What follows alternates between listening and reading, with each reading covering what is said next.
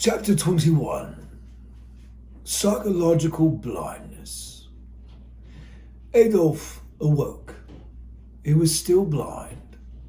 He felt the gauze bandages over his broken eyes. There was no pain. They just did not work. It was very odd, but he was glad that at least it did not hurt. He could not say how it had happened, and he was certain there would be murmuring about cowardice, and it being some sort of psychological affliction. But all he knew was that he simply could not see. Maybe it was some new poison gas.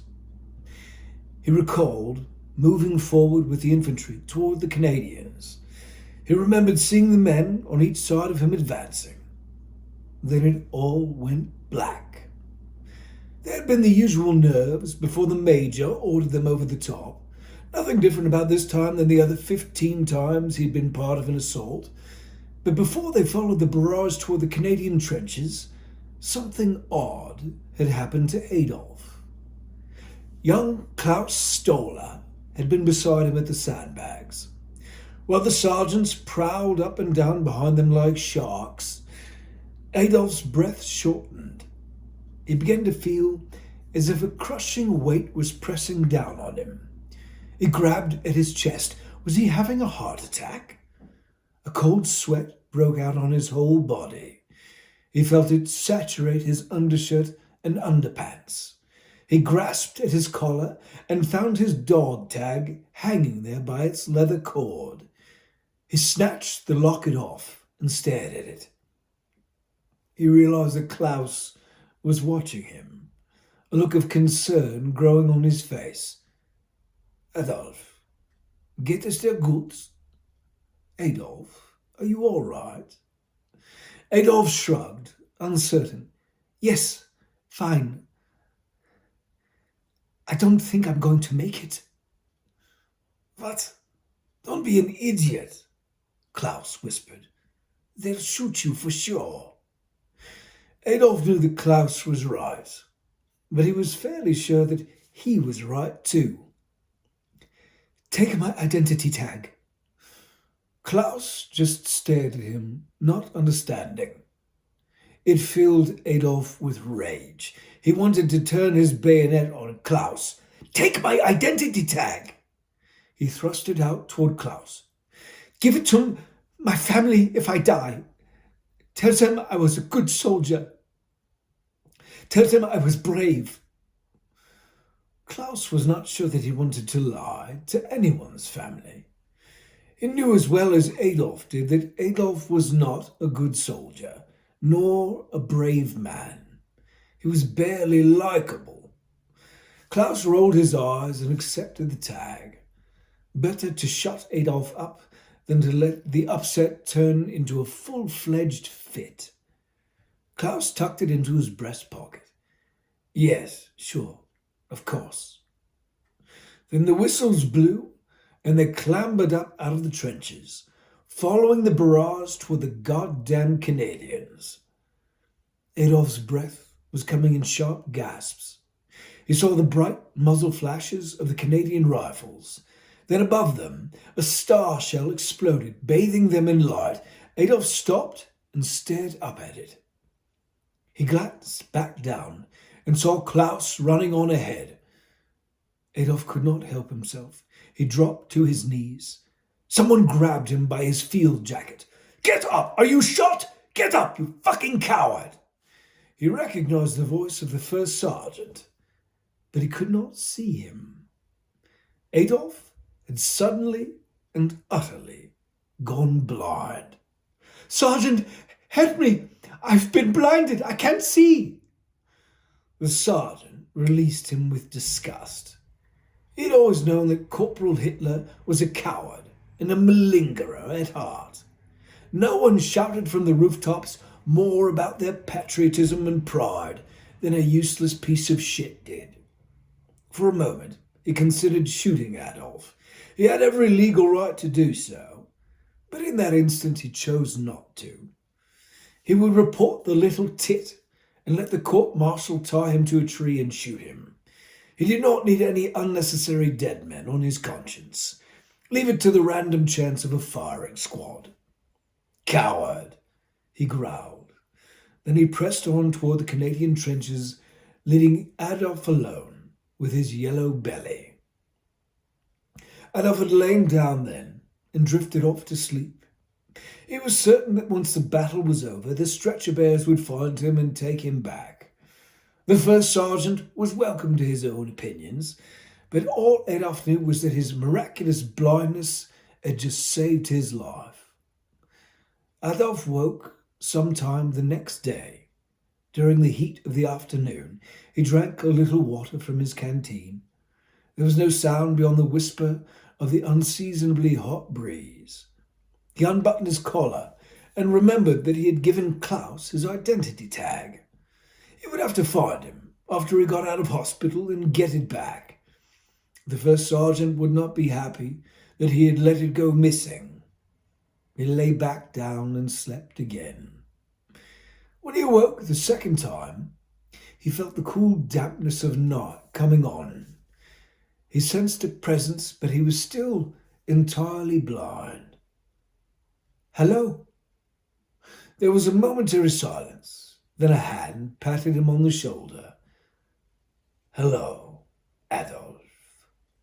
The voice belonged to young, blue-eyed Klaus Stoller, but it sounded different somehow, more mature. Adolf could not quite put a description to it.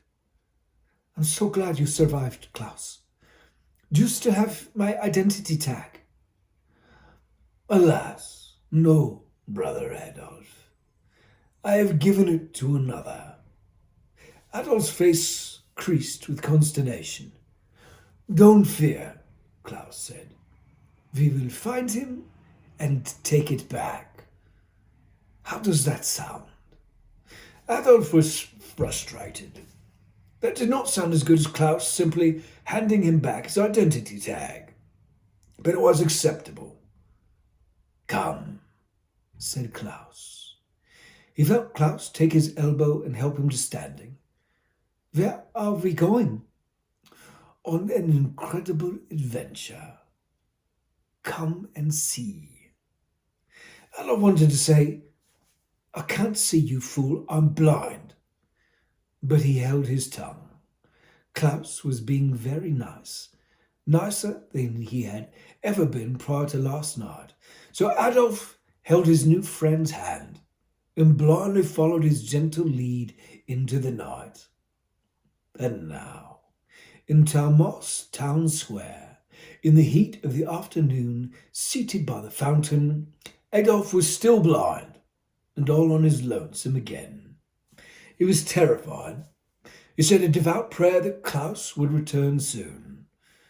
Whether anyone was listening or not, that prayer would surely come true.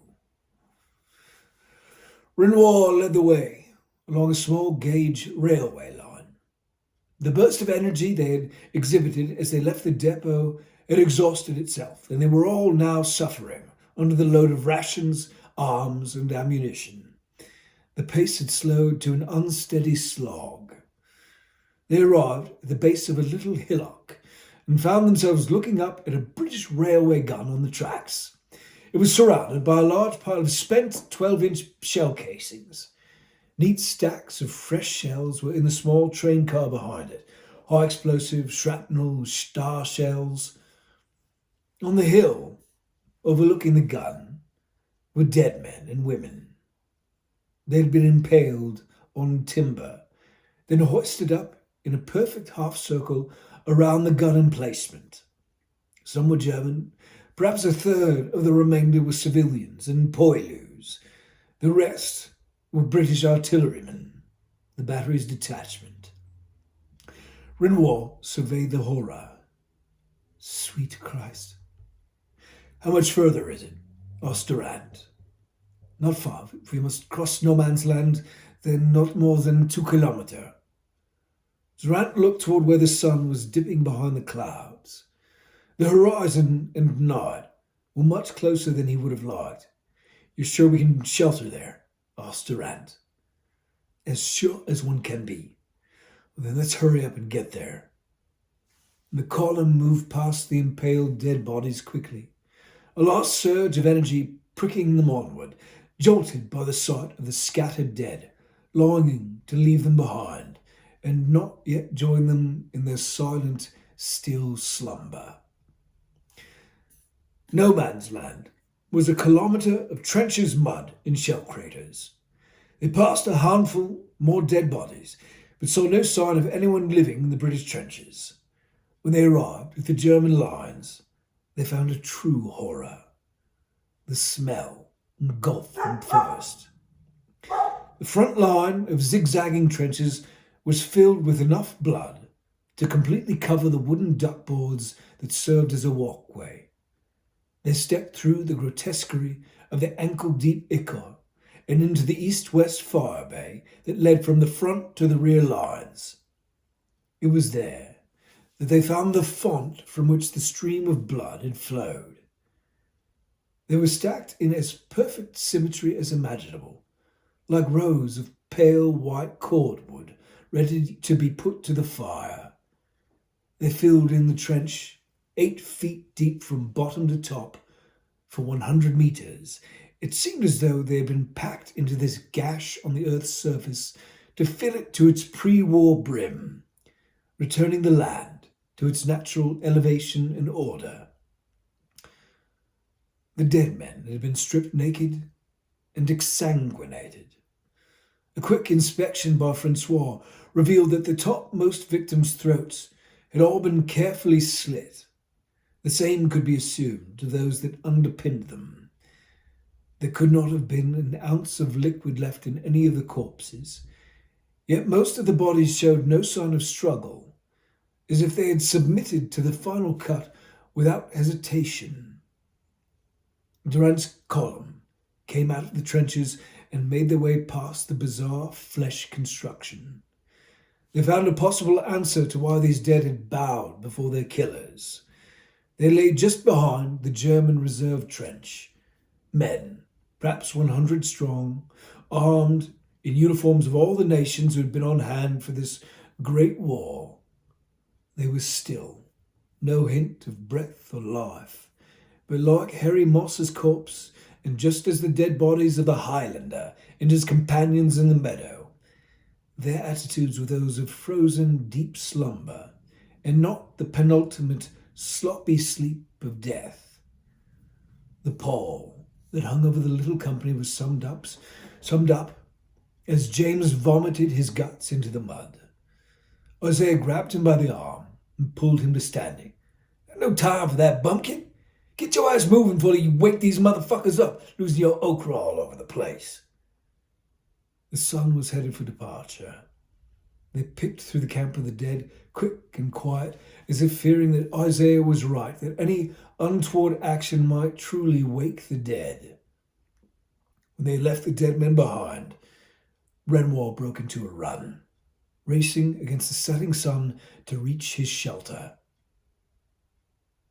When Adolphe awoke again by the Tomar fountain, still blind, he called out, "Hello!"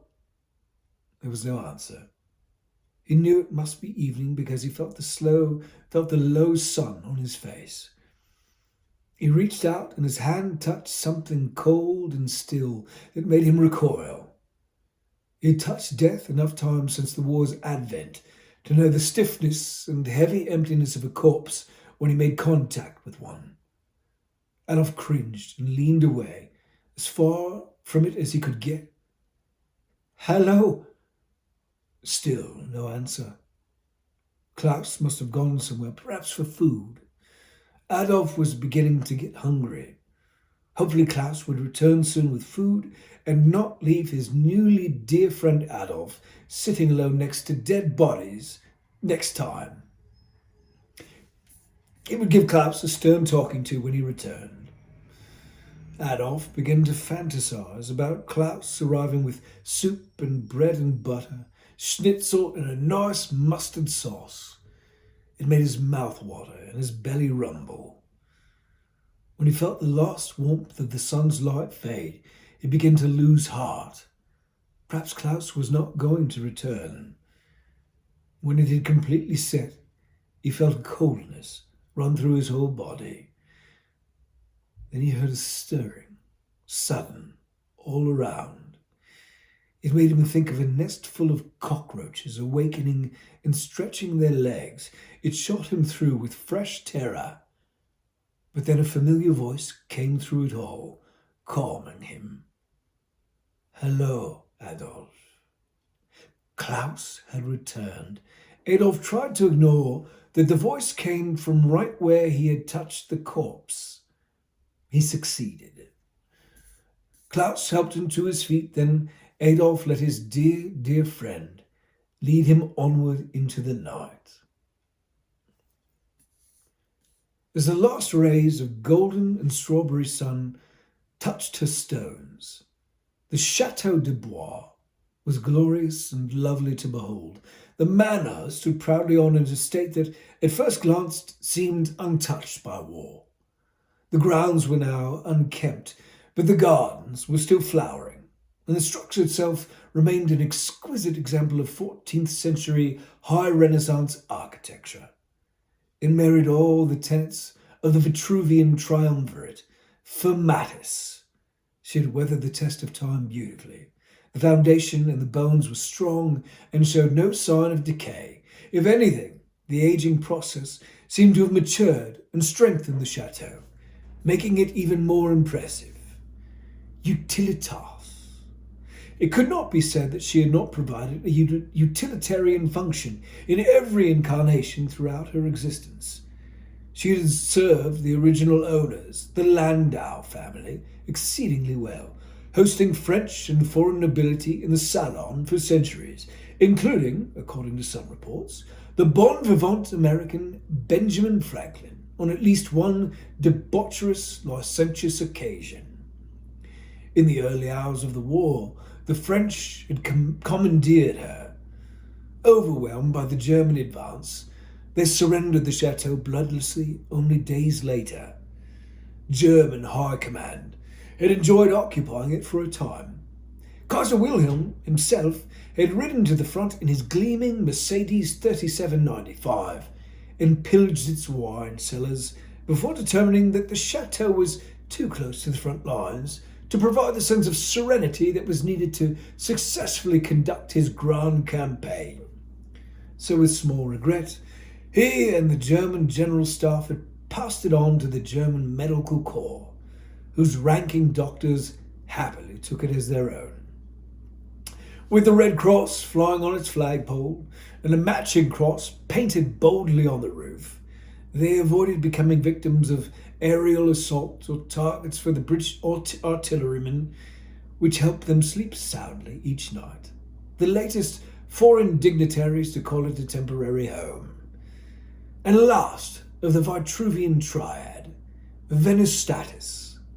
Yes, the Chateau de Blois had the beauty of Venus. The stone facade was immaculate. The detail in the bas-relief frieze of Daedalus, valiantly, tragically bearing his fallen son Icarus above the portico, was perfection. And the crisp lines of the surrounding cornices and balusters, the bold Corinthian columns that framed the front entry portico, holding Daedalus and Icarus aloft when their wings could not, were lovely to the eye and to the spirit. Yes, the Chateau de Blois was a thing to behold, a glory of its age, and a point of pride and conversation for everyone in the surrounding hamlets and towns. What few made mention of was that she had been erected stone by stone, baluster by baluster, arch by arch, lovely Corinthian column by lovely Corinthian column, by a small army of African slaves. The fact that it remained standing strong was an extraordinary testament to the sweat, blood, and terror inflicted upon them so that the chateau could reach her state of abject perfection. Renoir's destination lay beyond the Chateau de Blois' walled gardens and fountains, 200 yards past the chateau itself. It was as invisible to the eye as the slaves' sufferings were to breathless beholders of the chateau's exquisite facade. As Durand's company raced along the pathways through the untended gardens, The sun's light turned the entire sky shades of coral, orange, and bright red. The fire at Amiens had sent its dead ashes heavenward, and the way the ashes caught the light made the sunset a stunning work of art. They reached the door in the tall stone wall at the back of the gardens. Renoir turned the knob, trying to shoulder his way through, but found it blocked by unshorn grass on the far side. Francois put his back into it, and together they succeeded in pushing it open wide enough to squeeze through. Renoir ushered the exhausted group through the door. "Dépêchez-vous! Hurry! We are nearly there!" Isaiah brought up the rear, and together he and Durant drove the door shut behind them. They found themselves in an orchard. Immaculate ranks of apple, peach, and pear trees ranged into the distance as far as the eye could see. An abandoned pushcart, holding a cache of long fruit-picking implements, was leaning against the wall. Renoir grabbed the handles, and with Durant and Isaiah's help, he dragged it in front of the door, wedging it shut. Then they ran. The sun broke the plain of the western horizon, and the lost light bounced off the clouds and soot of Amiens, giving it all an unearthly afterglow. But Durant's company could not think on that. Terror stabbed at their innards as fear of what the coming darkness might unleash seized hold of them. They stumbled and ran the 50 final yards in Renoir's footsteps from the stately orchards into the surrounding forests that lords, knights, and noblemen had hunted upon, and peasants and serfs had risked life and limb to poach game from for century upon century. The well's cover was just below ground level, invisible for all intents, unless you were clear on top of it. Renoir led them right to it. He knelt and grabbed for the lock. He pulled his trench knife and pried the latch free. He folded open the well's cover, revealing a deep stone chasm, yawning black below them. There were stone rungs cut into the wall. Renoir sheathed his knife and took out his flashlight, shining it down into the dark. Then he swung his legs over the edge and began his descent. Caitlin followed him. As she lowered herself in, they all heard it. At the door through the garden wall, a solid BAM! As something struck the blocked door. Renoir's flashlight was casting its glow upward. It illuminated the mouth of the well like a lighthouse beacon on a clear evening. Durant whispered harshly, "Turn off the light." From the depths, Renoir flipped the switch and everything went black. Caitlin paused on the rungs. She could not see her hand in front of her face. From above, she heard Durant's urgent whisper, "Keep going." She could see Dr. Halstead's form coming over the mouth of the well above her. She knew his feet would find her hands and send her plummeting if she did not continue. Caitlin reached her boot-shod feet into the abyss, one rung at a time, descending as fast as she could. The bottom was perhaps 30 feet down, but in the pitch black it felt like a mile. She was shocked when Renoir's hands caught her by the waist and helped her to the floor of the well. Renoir cupped the flashlight with his hand and shined it into a low passageway that was carved out of the same limestone that had been quarried for the chateau's flagstones. It travelled upward at a slight angle for perhaps 75 feet. "Come." He began to lead her up the passage as Dr. Halstead reached the bottom. Above him on the ladder was James, followed by Unger. Just preparing to enter the well was Strothman. Then from above them, they all heard the cover slam shut. A full 15 seconds passed in the pitch black before they heard Isaiah's Lewis gun roaring in the distance.